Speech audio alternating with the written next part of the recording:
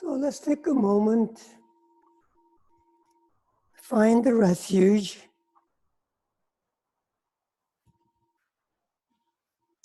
Let's just simply rest in the refuge, okay?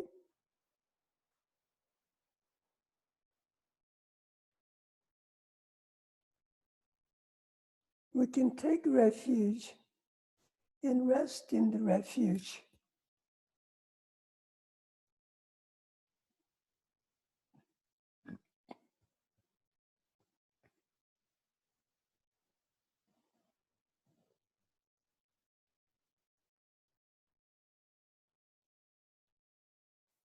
If it's the real refuge, we can rest in the refuge. In fact, we want to rest in the refuge.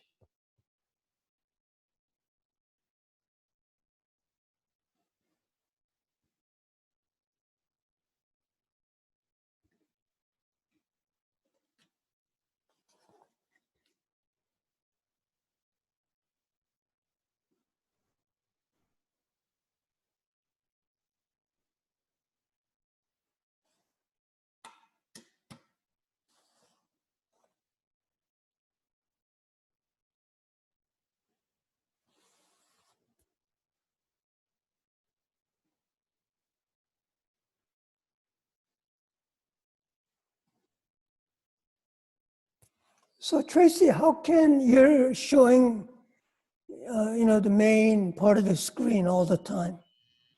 How do I get back to gallery view? If you move your cursor to the upper right-hand corner where you found speaker view the last time, But I couldn't find that. you have to move your cursor and then it will appear. Otherwise it fades into the background. So if you're moving your cursor, you'll see the gallery view. It's like a 3x3 square icon.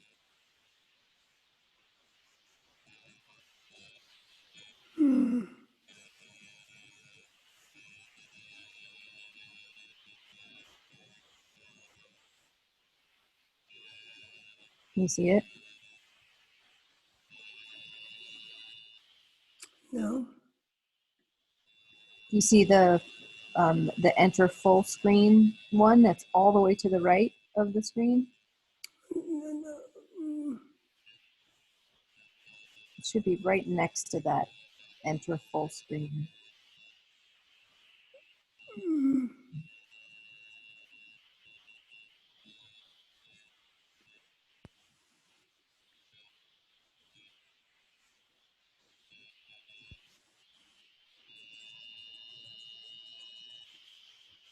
And you can also press, I don't know how to do it on a Mac, Yeah. but you can also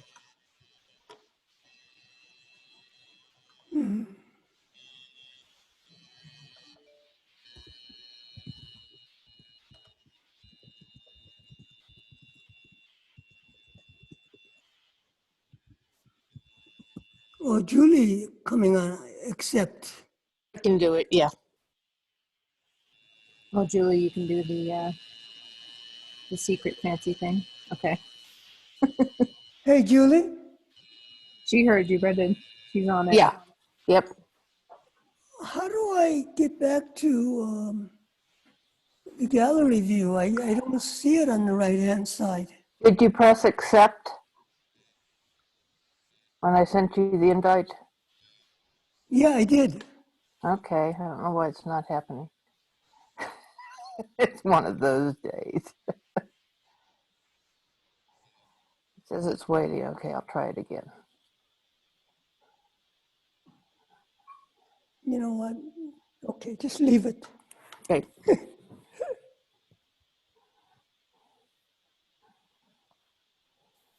So we're resting in the refuge.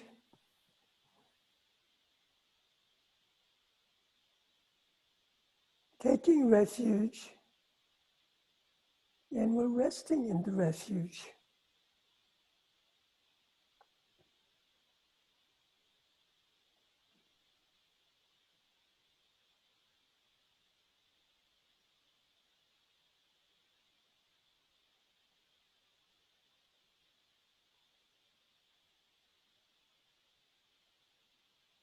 just simply allow yourself to become the refuge.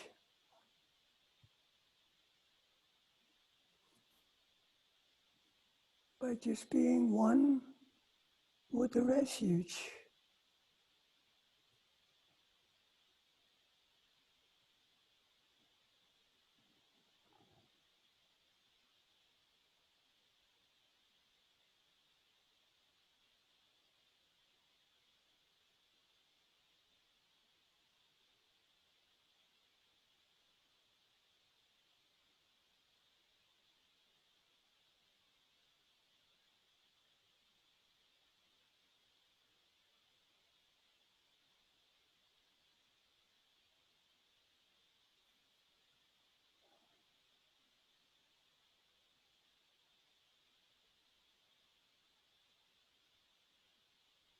So just try to feel the refuge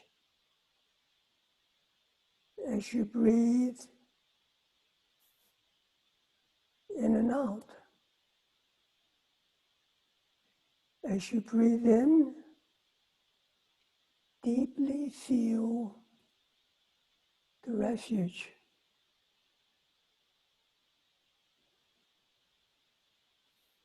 As you breathe out, deeply feel the refuge.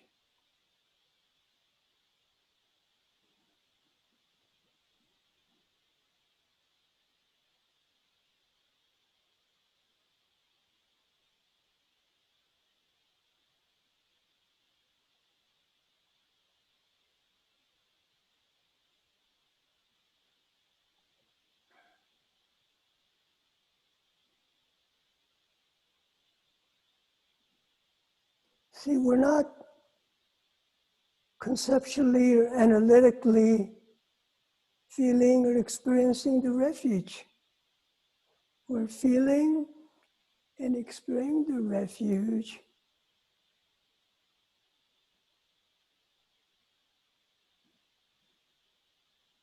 as this undefined mind or awareness, which is awake and which is clear. And of course,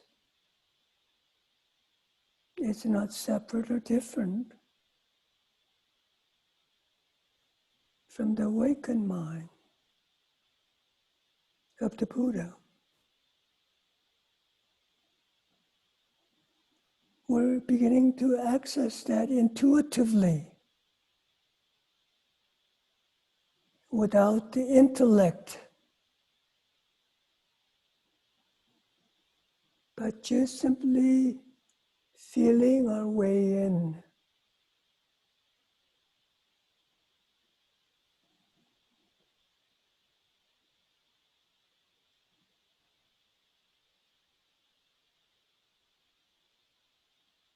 Just try to be that. Trust in that. Be that.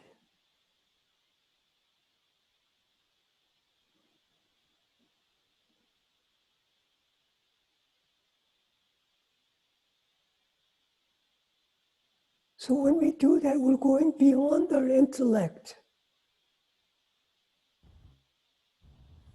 We're unlimiting ourselves from the thinking mind, the rational mind.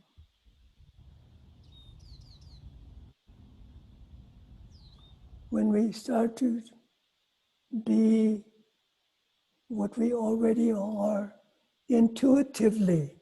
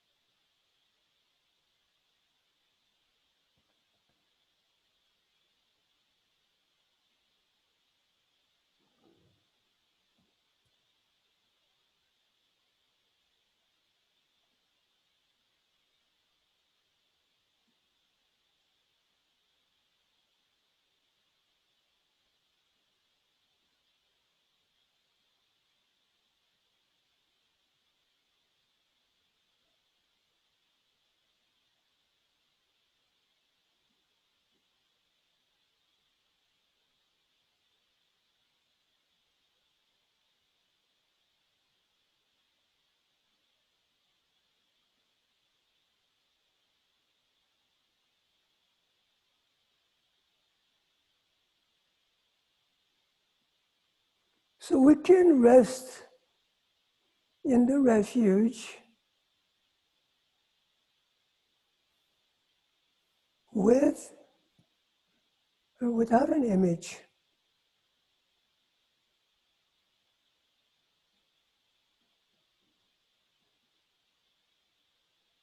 Some people may feel a need to rest in the image of the Buddha.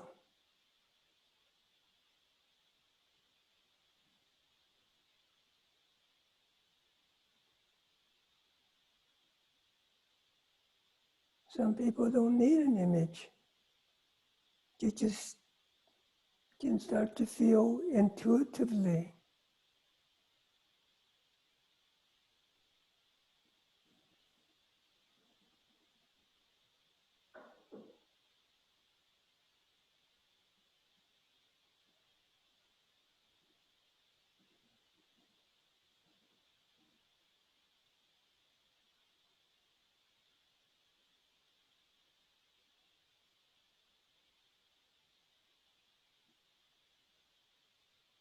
See, you don't have to be able to see that, to be that.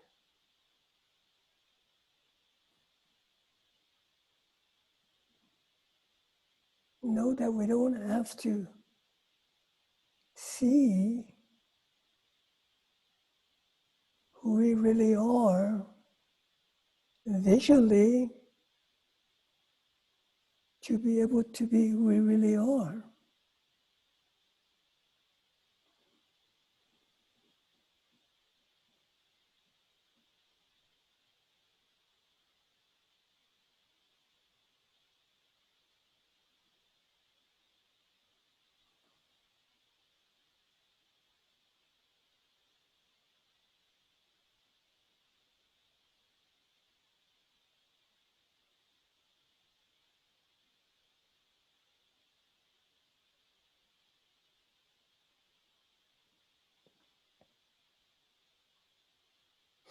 All right, take a break for a moment.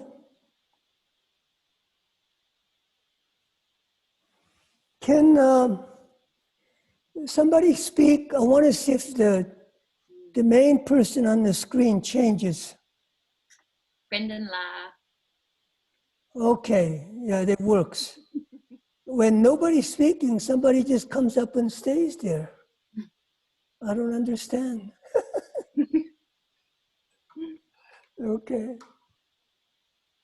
I guess the chosen one automatically appears in silence.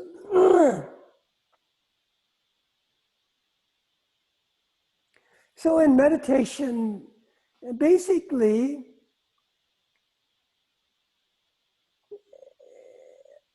when we meditate, we can say we either meditate on an object or something, or we don't meditate on anything. We can meditate without an object. It's like, basically it's like shamatha with or without an object. So in the beginning, for most of us, it's much easier to start out with an object. Or if you're, I don't know, naturally inclined or whatever, you can start out without any object.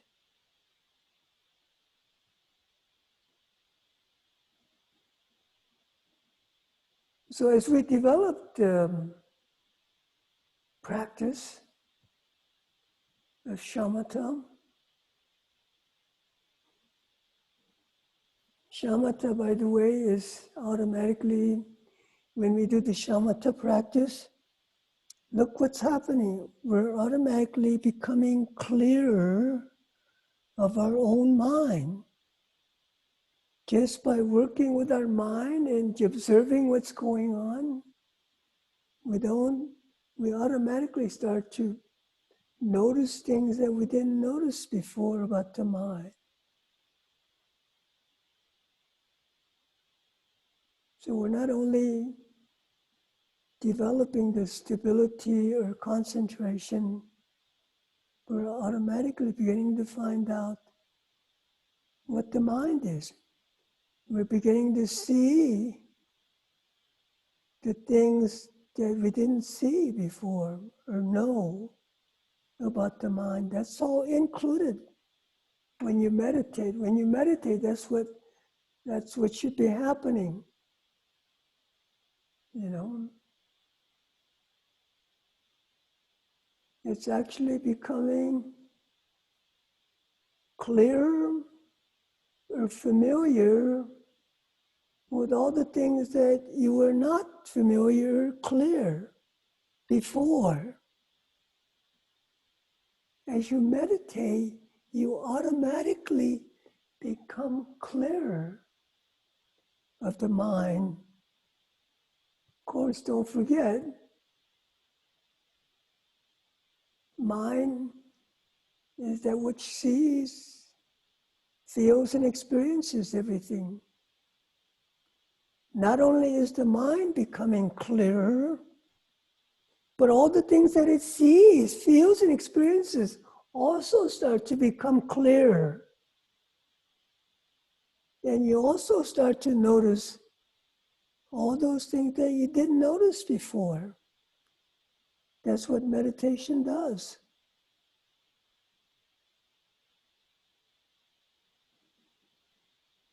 And also when we begin, we automatically start to control our mind through concentration.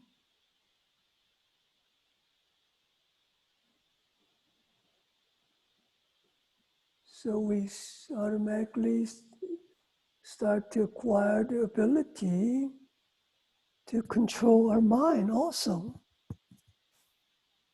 We have something to say about what we perceive, feel, and experience. We don't have to be at the total mercy of what the mind is perceiving, feeling, and experiencing. Because mind has acquired some power, some ability to control itself,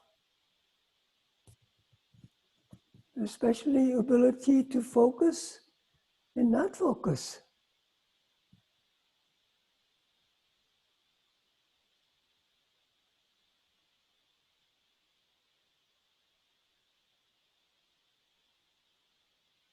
So as we become more proficient, more familiar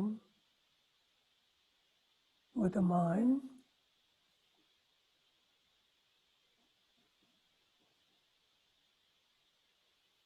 we can start to really begin to see what the mind is, to realize what it is, to realize, clarify what it is.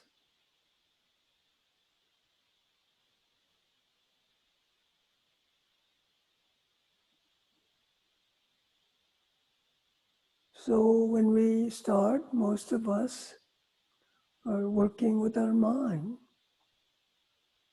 the small thinking mind.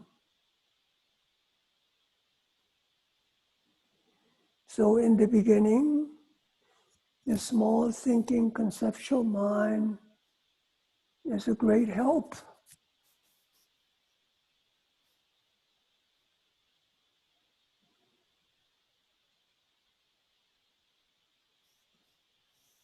But in order to realize the totally empty, pure mind, we have to go beyond.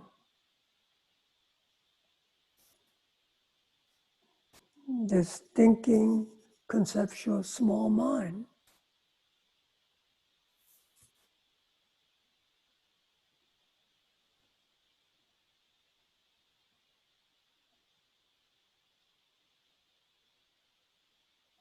And we can start to go beyond this small thinking mind by starting to look or see what the mind is.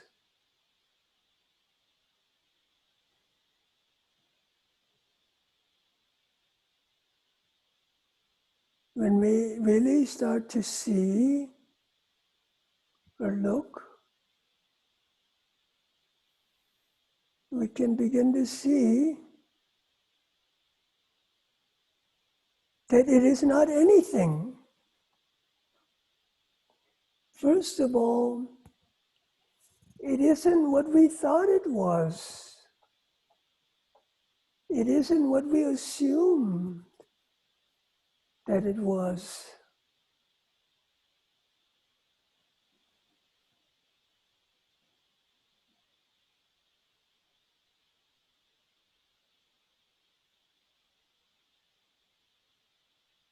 So when we begin to see then,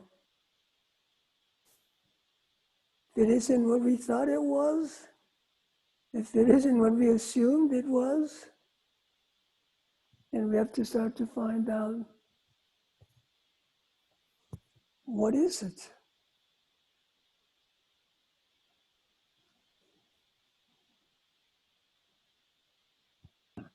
So that's when we start the practice of mind. Practice of mind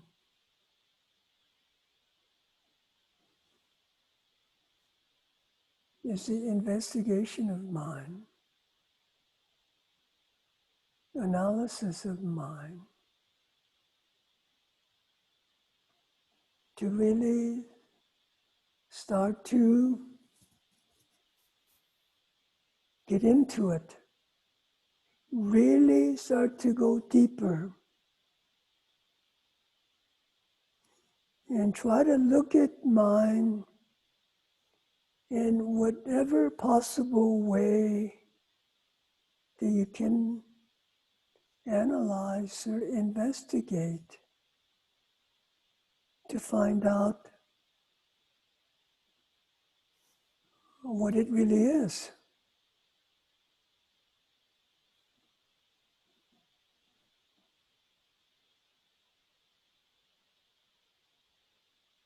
So that's the first part of the investigation.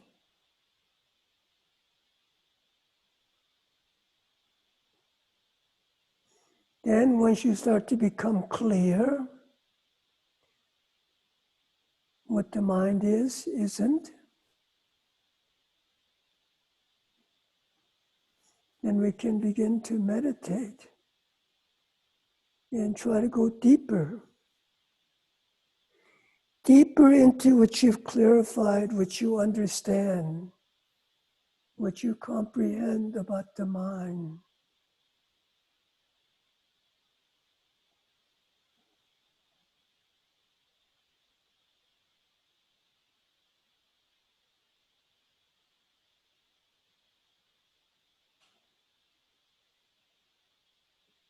So that's what we're trying to do here. And we're trying to do that, of course. We always, I always tell you to just rest. Just be the mind. Rest in mind.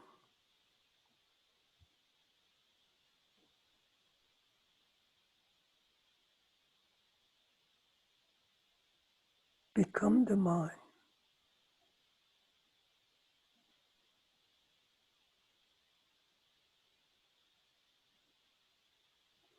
So in order to really become the mind, you have to go beyond what you know about the mind.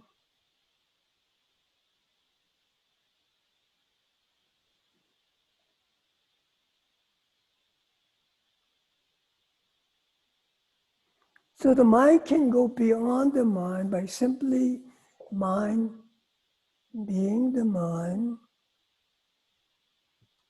without it being anything.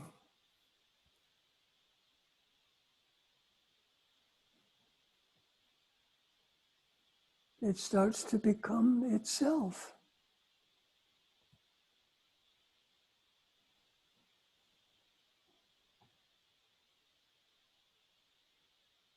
When it starts to become itself, it automatically goes beyond.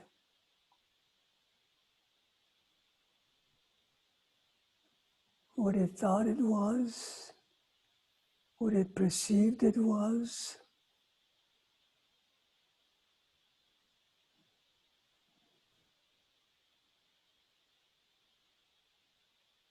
So anyway, this is how we start.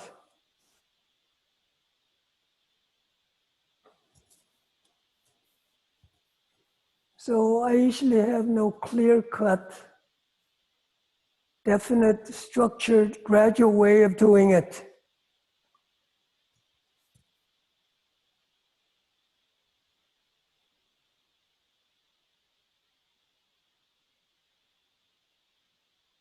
I just try to get you to experience certain parts. So you can start to know, find out, and actually experience the different aspects of mind.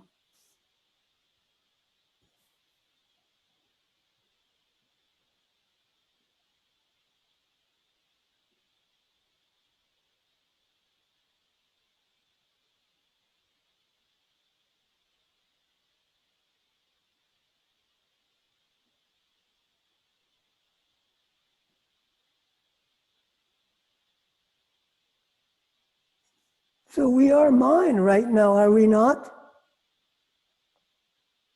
Everybody? Somebody tell me who's not the mind. Everybody's clear, right? Is there any doubt? Does anybody have any doubt or questions? Whether they are the mind? Whether they are something other than mind?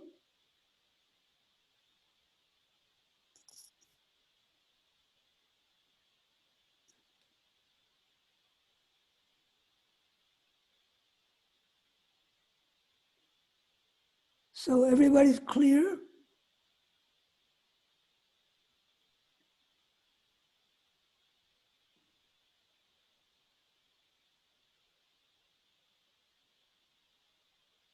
Then tell me,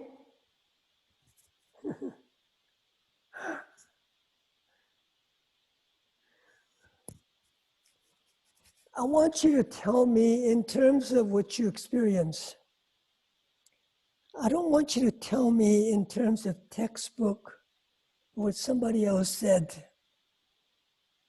Tell me what the mind is. We're so sure and clear what the mind is, but do you really know what the mind is? Are you clear from your own experience? Anybody?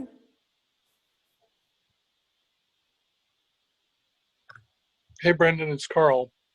Yes. Yeah, so I don't think that I'm clear. I mean, I understand it intellectually what you're saying. Mm-hmm. By experience, I get glimpses that I can't really describe very well, but it's clear that I'm still investigating. Right. So that's a good answer. I'd rather hear that than to tell me, oh, the mind is empty and, mind is radiant. That's all true. But is that really from your own experience? Have you really experienced that clearly? But that is very true what you said. That's a good answer. You're not clear. But you are clear that you are the mind. You feel it, you experience it. See, that's where we start. A lot of people are not even sure of that. they kind of think they're the mind. Well, yeah, but they haven't even come to the certainty that they are the mind. As I said before, the mind is not separate from anything. The mind is separate. That's why most of us perceive. Mind is separate from what it perceives, feels, and experiences. Because what we perceive, feel, and experience, we have made it into something that is separate or different from mind. That's why we perceive it as separate or different.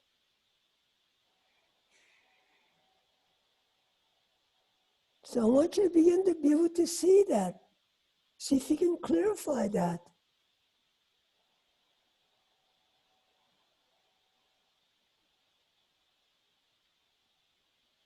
So that's good. Carl, just keep on going. In your own way, try to find out what the mind is from your own experience. For instance, you can start. You are the mind right now. And you ask the question, what is mind?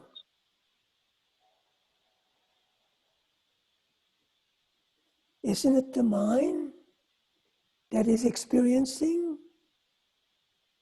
Isn't it the mind that which is clear, that you see things as you do?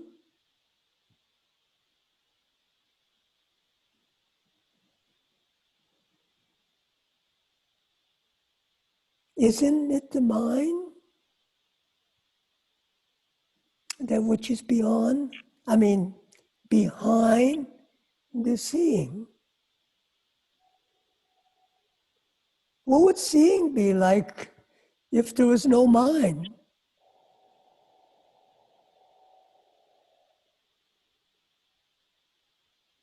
We don't know. But it's the mind that makes the seeing clear. It's the mind that makes the seeing be able to discriminate. The mind makes the seeing clear. If there wasn't mind, how would you be able to tell the difference whether seeing is seeing clearly or not clearly? It would just be seeing. Anyway, you can't see, the thing is, you can't separate the seeing from mind or awareness.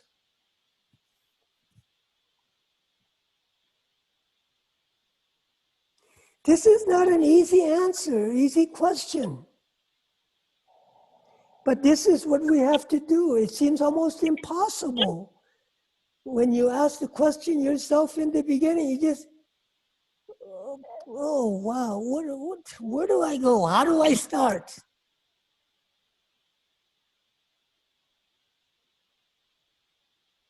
But you slow down, you don't get overwhelmed. You see, what gets overwhelmed is your small mind, your thinking mind, your grasping mind. Mind that likes to have everything in order, mind that likes to have everything in black and white. So that's why it gets overwhelmed. But if you just let that go and don't give a shit about the small mind for just now, and just start to see what it is. As I said, as I started out,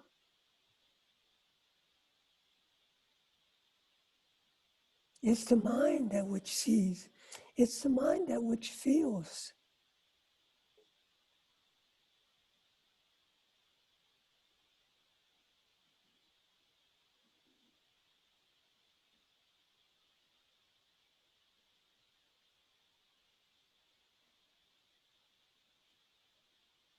and start to look at the mind. See what the mind is. You experience the mind, right, Carl? You know that you're experiencing it.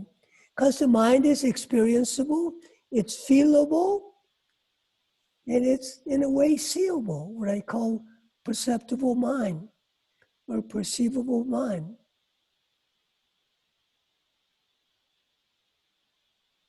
Now start to see what that is.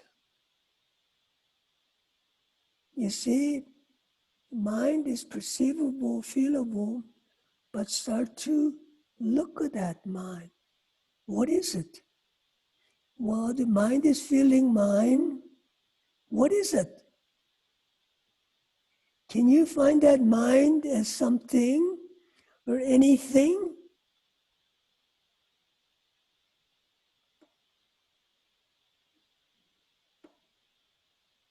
Probably not.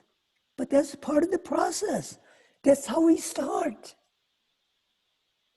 But we got to spend time to start to become familiar with, start to clarify what we're trying to see. Because it's so different. We're not used to it. Spend time with your mind. Start to see what it is. And don't worry about you're supposed to. I should be looking. I should be able to forget about what you should. Just spend time and see what you can come up with, what you can see, what you can find out about the mind. This is how we start. You know, it's like, example with this would be, let's say someone puts a foreign object right in front of you. Okay? And someone tells you, now start to look at that object that you're not familiar at all. At first, you just, what do I do? You know, where do I start? Simple. Start to look at it. You already have a mind that can discriminate, that can see.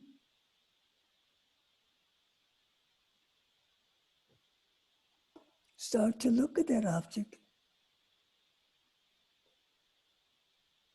Spend time with that object. Then automatically you begin to see the object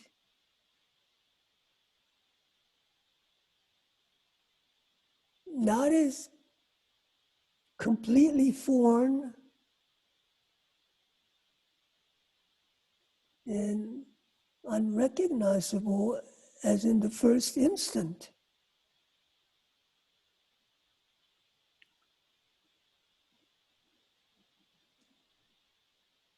Of course, the way you're going to start to try to see the mind as in terms of what you're familiar with. You're going to try to see the shape, color, and all of that.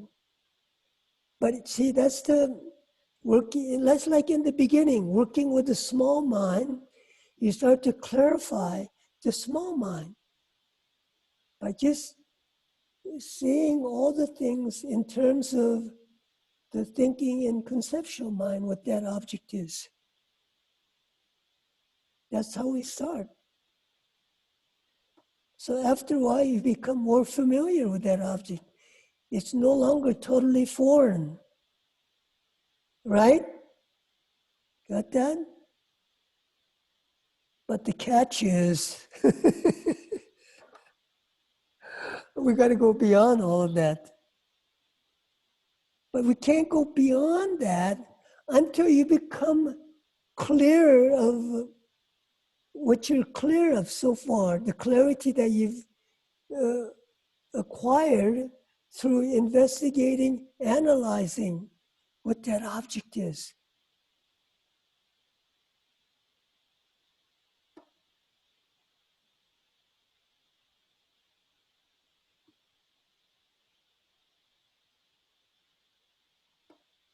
Then we try to go deeper into that.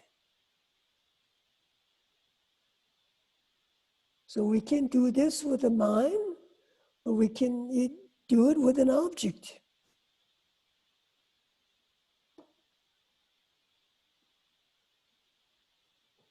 So we can do it with the object here. We started out somebody putting totally foreign object in front of us, which we are not familiar with. So we spent time, we have become familiar with this object in whichever way and whatever we have at our disposal to become clear of this object.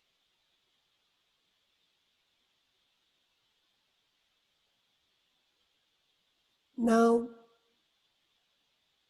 to become really start to become clear of this object,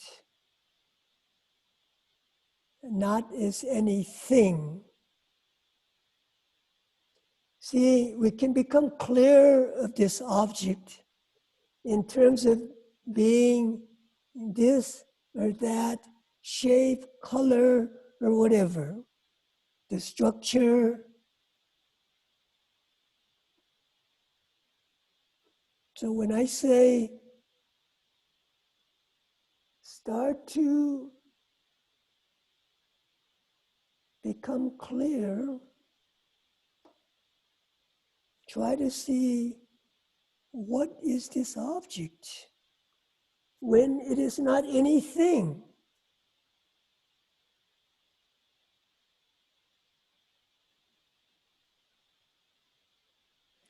So when that object is not anything,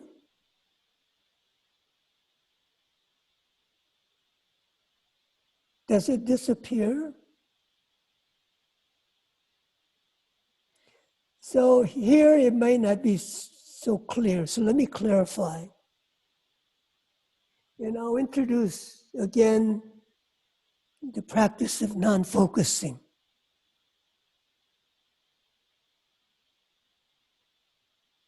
So we're seeing this object, okay? And we look at this object in different ways. We see that it is this or that. And the way we're seeing it in terms of something, in terms of its color, its shape, which is something. That's how we perceive this object.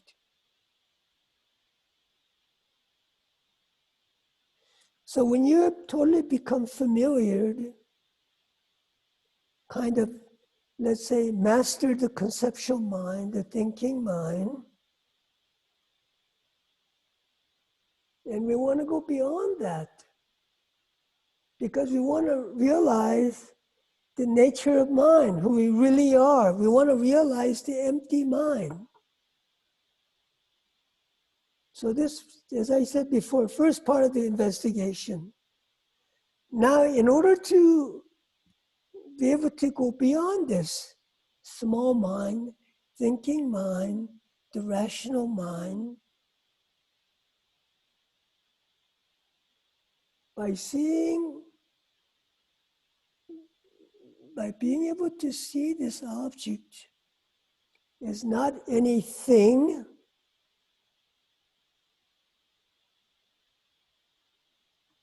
will help us.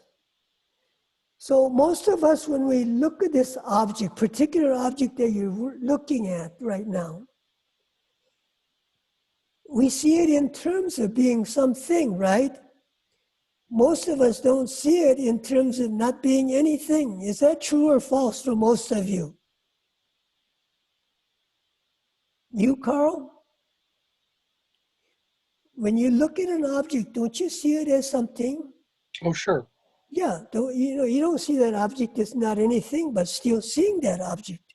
No, it takes a lot of work to get towards not seeing as anything. Yeah, right. So if nobody disagrees here on this point, I'll continue. Otherwise, if you disagree, let me know why you disagree.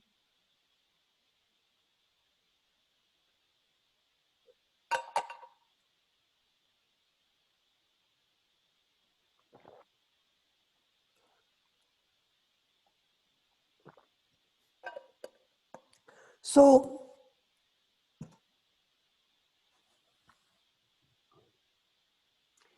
we see that object as something through focusing. We can see that object something, we can see that object as something because we focus.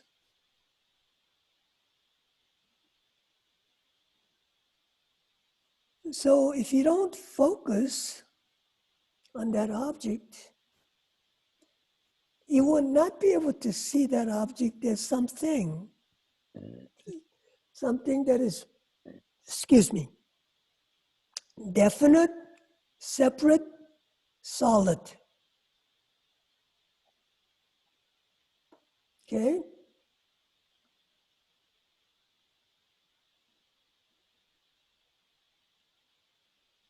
So when we don't focus, when we start to not focus and see that object, we can start to see that object non-focusingly.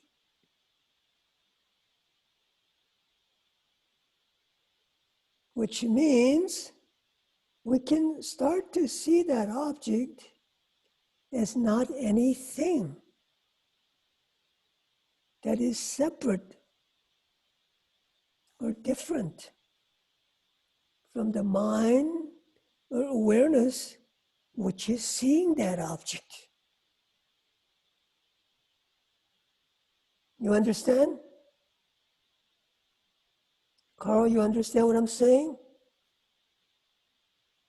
I still get hung up on the term focus as a visual Yeah, thing. I mean, the eyes focusing yeah. versus mind focusing. Well, eyes are not separate from the mind. I mean, if I soften my gaze, I still know that's a candle. I still see it as a thing, even though it's not clear, visually clear. Well, it's not visually clear because you're so used to seeing it as something. That's why it's not clear. You're still seeing that object, but your mind is so used to seeing that as something. That's why it's not clear. But that's why I say this is a new way of seeing. So it's better for us to right now really do the practice and see if we can get the experience. Really see the difference. See the difference in the mind and the object. When you focus on the object, see how you experience and see that object. And then look at the same object and don't focus on that object. And see how you see that object. When you don't focus, you still see that object. That's the first thing I want you to be clear of. We don't need to focus to be able to see the object. We need to do that because that's where most of us are used to. That's just so automatic. But really, we don't have to. We can see just as clear without focusing. But that's very different than what we're used to. Most of us are used to.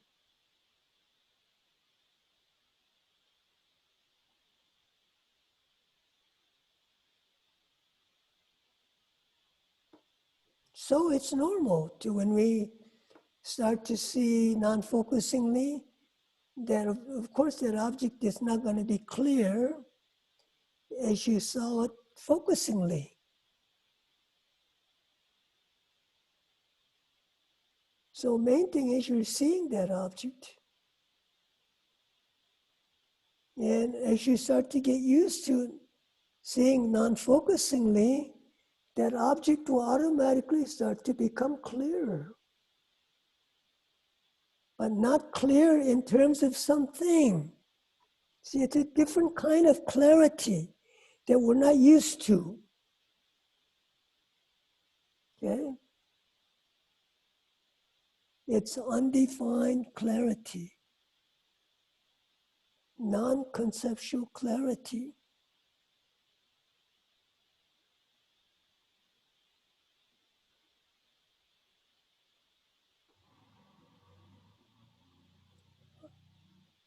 Undemarcated clarity. Clarity without boundaries. But mainly, I want you to get the experience that object not being anything when you don't focus. But it still is. That's what I want you to experience right now. When you don't focus, that object still is. You still see it. It is. But it's not anything as it was before you started not focus. I want you to see the difference.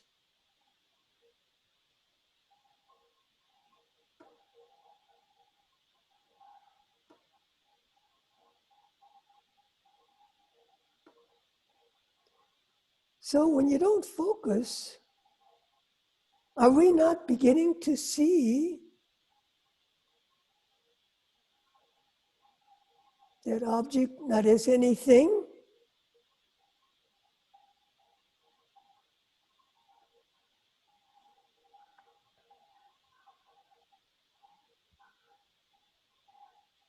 Can you begin to experience that object as something and that object not as anything?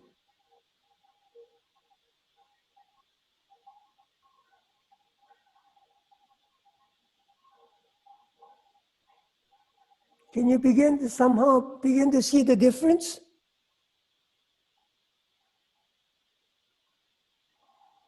Carl?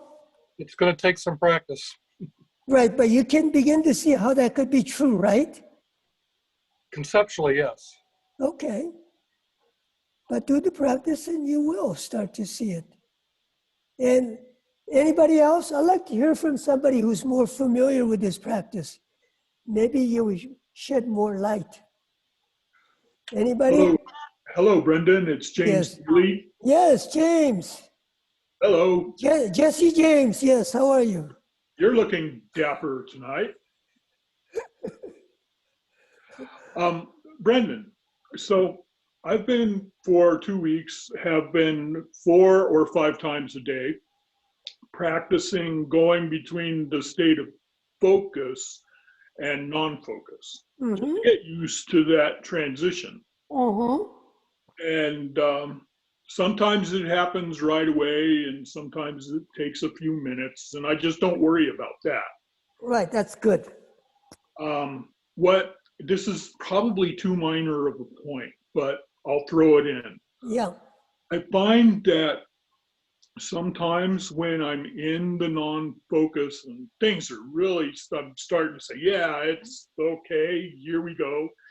And my eyes will twitch and then bring me back to the small mind. Yeah, to the focusing. Yeah, exactly.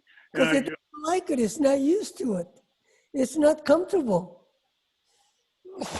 Yeah. For most of us don't want to be in no man's land. We don't want to be without any reference points, definite reference point. That's normal. Because the small mind needs that. The I or the ego needs that. If it doesn't have that, it just feels insecure. It starts to get scared. That's what it does. So is that one of the reasons why we train with focusing on an object as much as we do in the early days, maybe, is to, I guess, No, in order to calm the mind,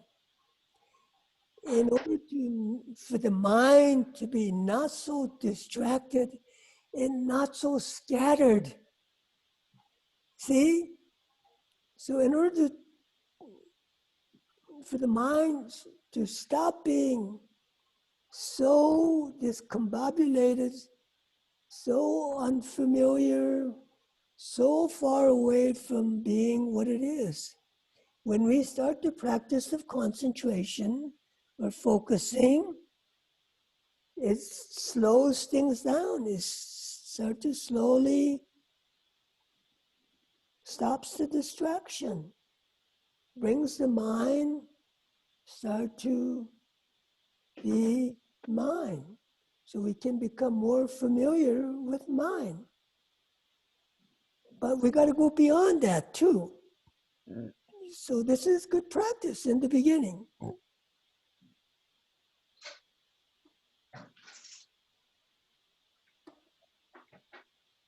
The ultimate purpose is we want to get to the point that we want to see this mind. It's not anything. It's totally empty, but totally aware. When the mind is not anything, it's empty, it becomes unlimited. There's nothing to obscure or obstruct the mind from being what it is, which is totally clear and perfect. That's why we're doing it. So when you would do the practice, many different practices of mind, we can see when the mind starts to be the mind in different degrees, we can start to experience its natural qualities, its natural power. See, we're not making it. We may think we're making it by meditating and doing the practice, but really what's happening is you're just merely creating the condition for it to start to self-manifest. We're not making it. We can't make. See, that's a false concept. We can't make anything from nothing. If it wasn't already there, it wouldn't happen. It won't manifest. Just know that. I mean, I told you that before in the law of physics. You know, something can come from nothing. Same here.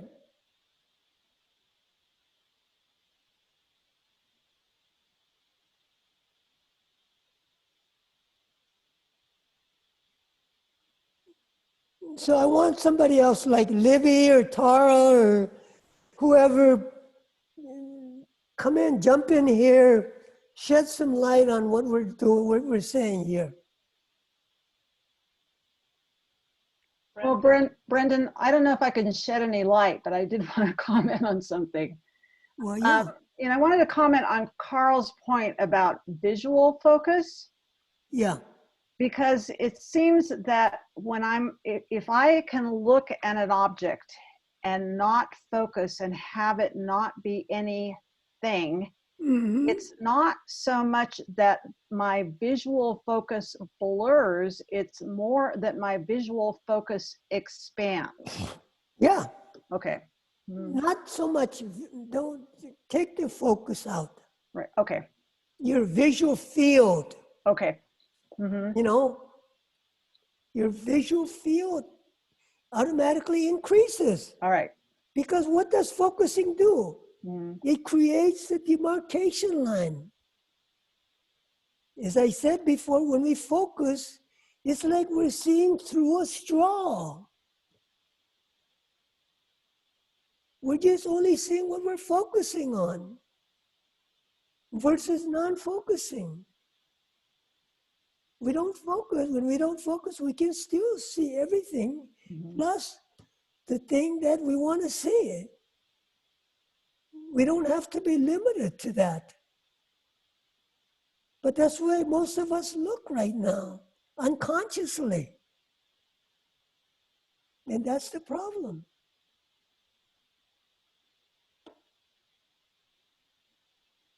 Okay, thanks. Yeah. And when we start to see the object not as anything, right?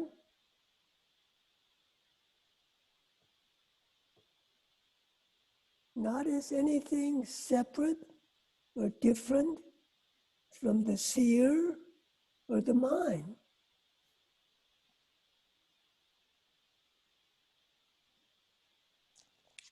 Hey, Brennan, Mateos here. Yes, Can I share something? absolutely.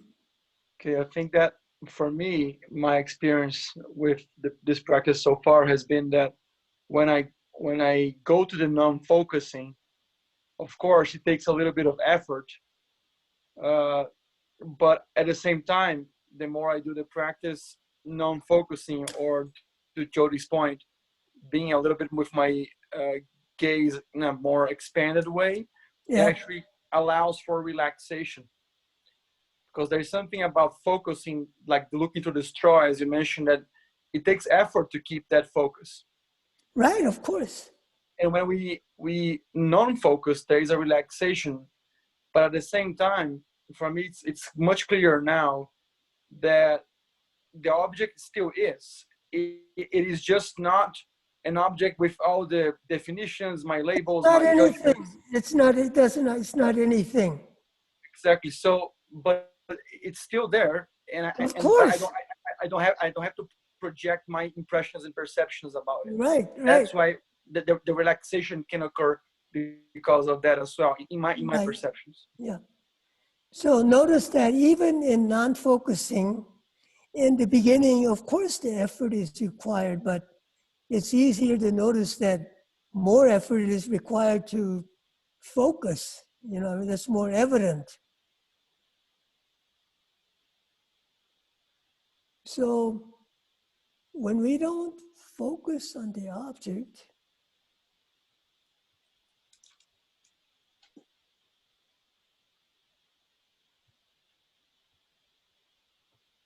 what is happening to the mind? Our visual field becomes wider. It erases the boundary lines.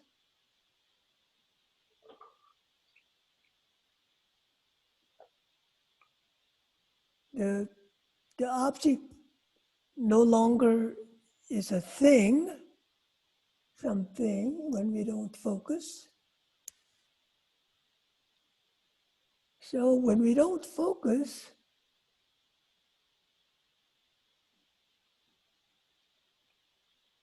so one of the main things that I want you to notice is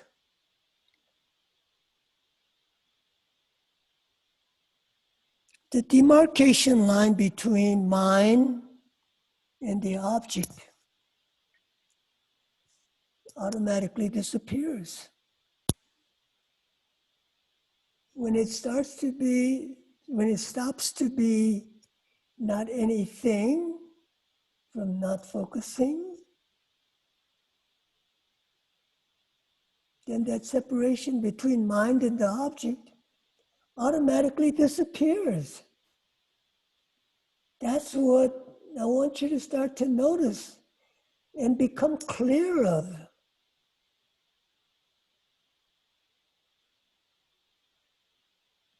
And that will help you to realize or begin to see the empty mind.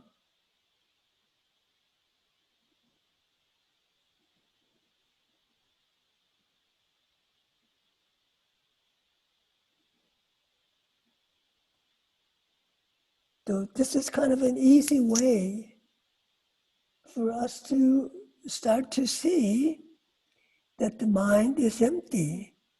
It's not anything.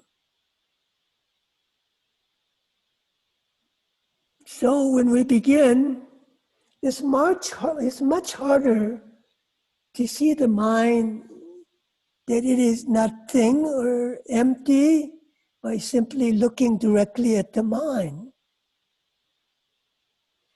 But here, what we're doing,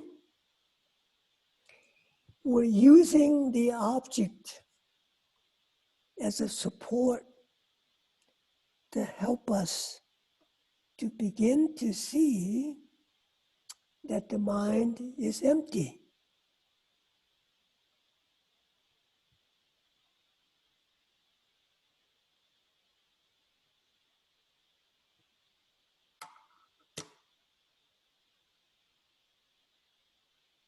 So are you here, Tara? Is Tara here tonight? Yes. Oh, there you are. So what do you experience? I want to hear your explanation. I think it'll be helpful to people. My experience, first of all, I like to interchange the word focus with the word attention, because when I'm paying attention, it helps me become a little bit more aware of the body, not just the sense, the eye sense, because I can understand what Carl is saying about the visual focusing, but I have more of a felt sense Mm-hmm. when I'm first of all noticing the difference between the two types of meditation. So there's obviously tension involved in the tensing up or the grasping mind. The sense of self is more apparent when I'm doing the focus meditation or the attention on object. And when in the non-focusing or the wider expanse of attention experience, there's much more of a just that it's harder to find the words to describe it, Right. and it's much more open. But I also find that in relating to my own mind, I have much more gentleness. I'm not attending to the storylines, the thoughts. I'm letting go of the thoughts just naturally. There's not even some effort that's involved in the letting go of the thoughts. So there's a relaxation, like Matthias so wisely pointed out, and there's all of the experience of simply being present with myself. The experience, the sense of self starts to open, and I get a glimpse that this is not who I really thought I was. Right. It starts to give that whole sense of being, simply being. Yeah. And letting be and letting go. You can understand why that's the natural progression in the stages of meditation teaching. Right. So one thing when you say attention, Tara, know that attention is none other than mind. Okay? So it helps if we're clear about that. Wherever you put your attention, that's where the mind is. Can't separate. Attention, it's mind's direction. I'm becoming more curious as I get older about the relationship between the body and the mind, and how we are often trained in our culture to think of those things as two different things. Yeah, they're not, you see. You can't, that's the first mistake, the first misperception, perceiving that body is separate or different than mind. I mean, how wrong can you be? I mean, after you really see that there's no difference. But in the beginning, it just seems so apparent because we've been conditioned. And everybody else thinks that, looks at that way. So it seems, well, it's got to be true. But it's not. No. There's no difference, actually. There's no difference when the mind is empty. When it's not empty, then yes, there's a difference between the body and mind. Does that make sense? Yeah.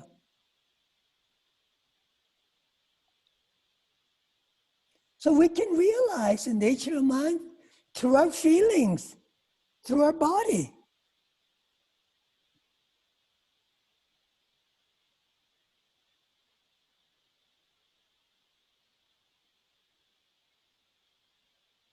So one of the things I want to do, why I ended up this long investigation about the mind and with Carl, that was good, is I want to reiterate the reason why we spend so much time on the object tonight is because being able to see that object not as anything will automatically help us to see the mind as not anything.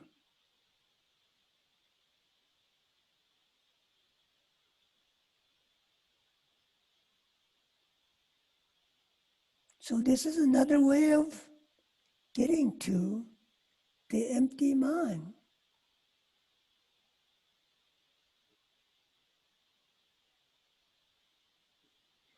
By being able to see that object is not anything, okay? So we're beginning the experience. Something not being anything, right? Doing this practice, are we not? That's the feeling. That's what we're trying to access. That's what we're trying to begin the experience, right? Are we not? So now,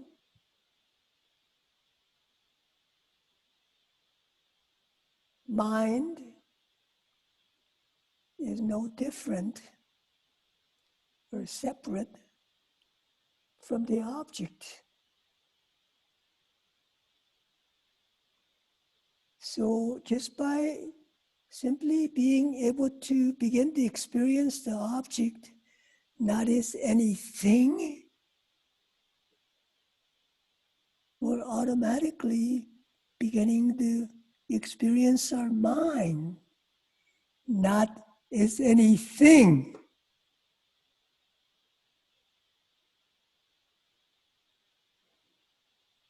And we will clarify that. We can become clear just by doing the practice, spending the time. You will automatically begin to see that there's no difference between object and mind when the object is not anything. Because there's nothing to separate the object from the mind when it's not anything.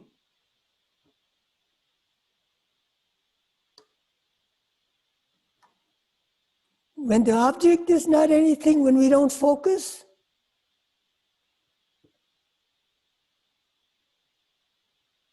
the mind that's perceiving that is not anything. If that mind which is perceiving that is something, of course, then it's automatically not going to perceive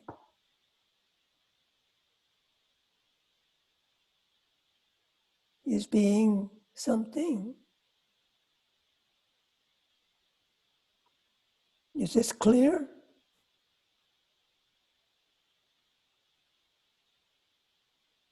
So we will continue. I'm just giving you, I'm just leading you on. We're getting closer, even though we are already there.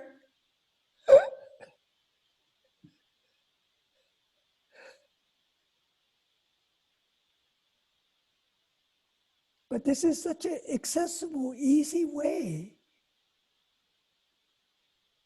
to be able to start to experience the empty mind. Versus when teacher says, directly look at your, find the mind and directly turn the mind on itself. See that it is empty. It's not so easy, is it? No. But here, we're gradually, slowly intuitively beginning to feel our way to that mind being empty.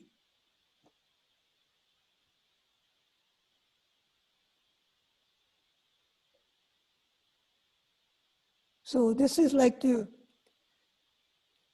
blue collar way of slowly accessing the empty mind, okay?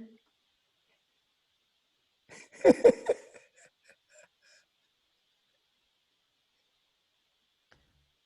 have a question. What? I have a question. It's Carol. Yes. What, maybe it's a little late in the evening to ask this question, but how would you define empty as an empty mind? Empty? The word empty, like the empty mind, what does empty mean? What does it mean to you? Well, I'm not a big fan of the word empty because that implies like, like dull. What do you use? Um, What word do you use I use the word in interdependent. place of emptiness? More like interdependent, which is not perfect example either, but it's less confusing to me. Right. Well, interdependence, yeah, it explains emptiness, but it's more indirect. When you say empty, it's direct, it can be more direct. If you're clear what the emptiness is. So if you're not clear, then we need interdependence to start to experience the empty nature. So which is fine. Yeah, I think the word empty, I've had this discussion endlessly. The word empty in English is very misleading, but even in Tibetan, apparently there's not a perfect word to describe. I mean, sometimes it's described as the clear light or radiance, but I don't know. Well, Carol, the word first of all, words are not perfect. Please know that. First of all, words are not perfect. Okay?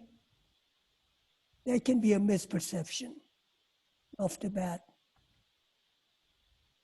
Thinking that words are perfect.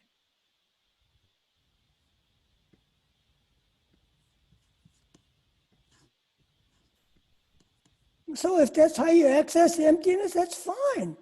There's no problem. There's no one word that fits all the, unbelievable different karma.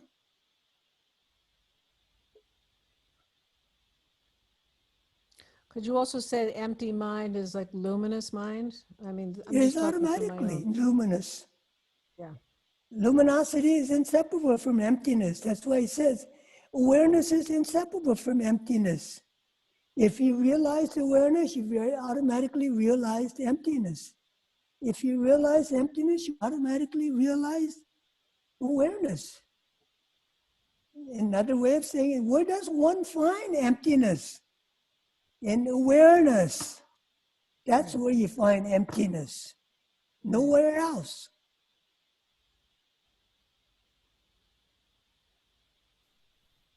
So these are the things that you have to clarify through your own practice and your own experience.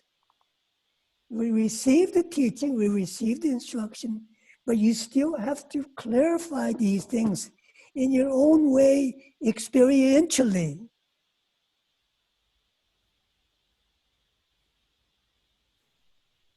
Does that make sense? Yeah, absolutely. I mean, I think that's, for me, I mean, I feel like I have the clarity of that. It's like I always, I'm just always concerned that the word empty will mislead people as it it means no thought or like blankness. You just mean blank. And empty mind is not a blank mind. So that's why Well, you shouldn't worry about so much misleading others. You should first worry about whether it's going to mislead you and clarify that to yourself. I know, but sometimes I'm in a position of teaching other people. So I always try to think like, what is the best, like your whole thing of focusing on focus is you're trying to be skillful to convey something. So when I have a personal, so it's just a question of, do other people feel the word empty is clear to them? That's fine. It would be misleading to me if you hadn't had a lot of background, I'll put it that way. My advice would be clarify it yourself, then just share it with others. Yeah, I don't use the word empty, but it's That's everybody fine. has their own. Right. That's fine. Yeah.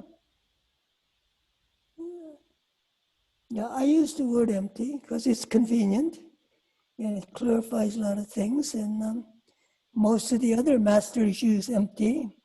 So I use the word empty. But in the beginning, people start to access emptiness through interdependence and impermanence of all things. But that doesn't really directly lead me to clear experience of emptiness. It's very indirect. But if it works for you, that's fine. And if it works for other people, that's fine too. There's no problem.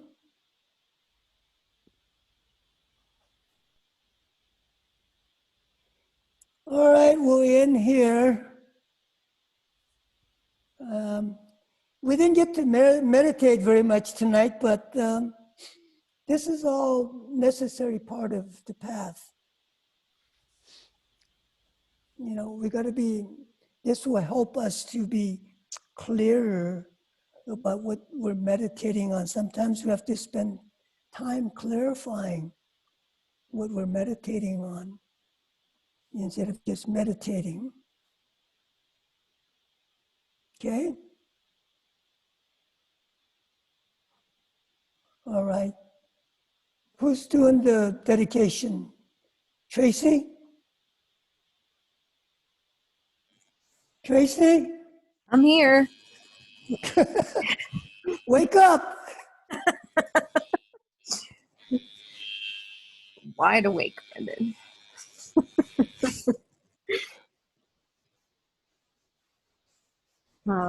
May whatever goodness and wholesomeness we've touched on or felt, even for a moment, during this hour and a half together tonight, may it become a brilliant, bright light